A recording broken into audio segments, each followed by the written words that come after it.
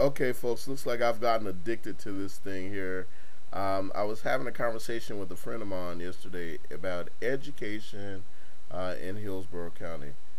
Man, it sucks. The first thing is that we have three schools that are expected to close here in a couple of years because of their low failing scores. And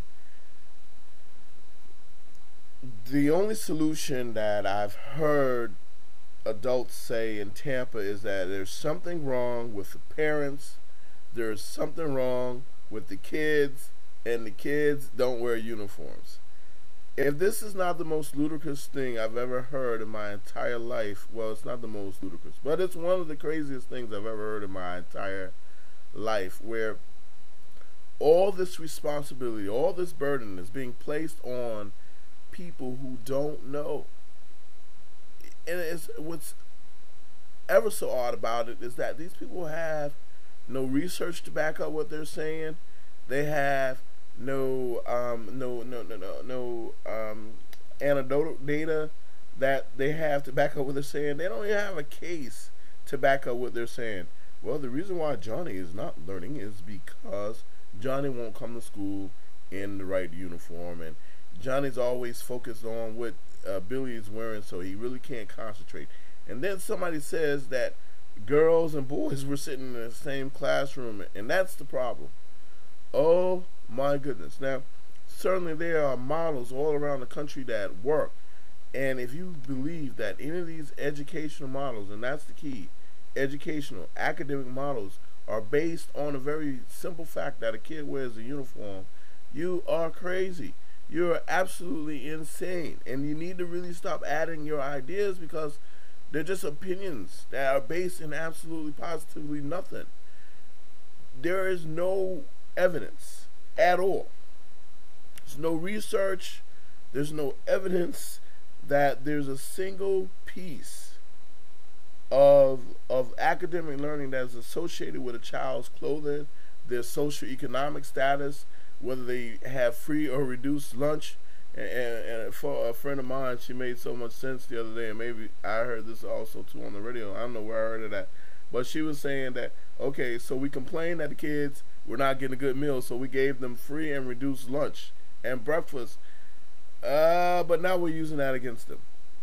Because your school is 100% FARO, they call FARO a free and reduced lunch, then they obviously deserve, they're obviously never going to learn. Here's my problem, people, and I'll continue this later on because I got to go to work.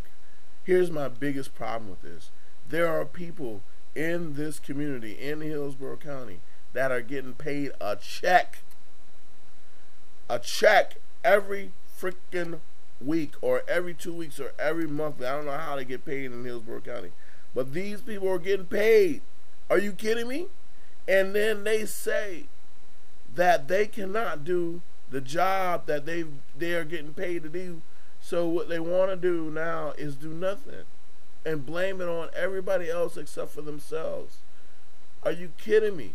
How about this? I have a solution to help out the education problems in Hillsborough County. Here's my solution, because people always say that people come to the table with a problem but never with a solution. One of the issues about providing a solution is that we have to agree that the problem is the same. I don't believe we all agree that the problem is the same. But here's my solution. For all the kids that you guys say that you can't teach, that you or they have too many factors or too many traits that prevent them from learning because their parents are poor, their parents are not engaged, their parents won't come to school and tutor and teach y'all, the kids that y'all are supposed to teach. Here's the thought. Send back the money to the state.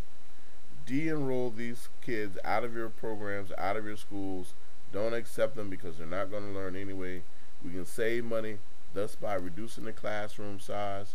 We can save money because there'll be less teachers because there won't be as many kids to teach. There's a thought. How about that? Give up the money that you're getting paid to teach kids with. And then we'll reduce the classroom size, because there is a correlation sometimes between the number of kids in the classroom and the amount of learning that can take place. Because when you reduce the classroom size, by the way, a decent group is 8. Are you willing to do that? Just put 8 kids in the classroom? Well, that's the only research out there that there's only research out there that says a good group is 8 or less. So when you want to reduce the classroom size, do you want to reduce it based on the research, or do you want to reduce it based on something that said, oh, 25 kids is too many?